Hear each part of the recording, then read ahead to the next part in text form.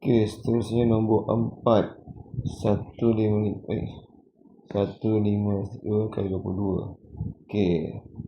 So kalau awak faham, 1539 akan darab 2 dan 20.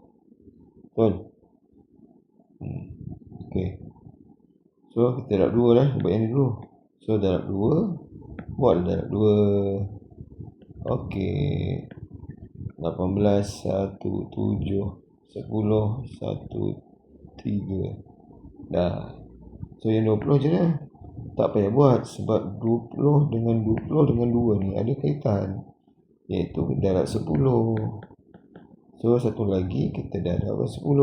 So jawapannya ada 2. 3,78 dengan 3,78. Tambahkan. Okay, 3,0,7 tambah 3,078. Okay, tambahkanlah. Buat bentuk lazim.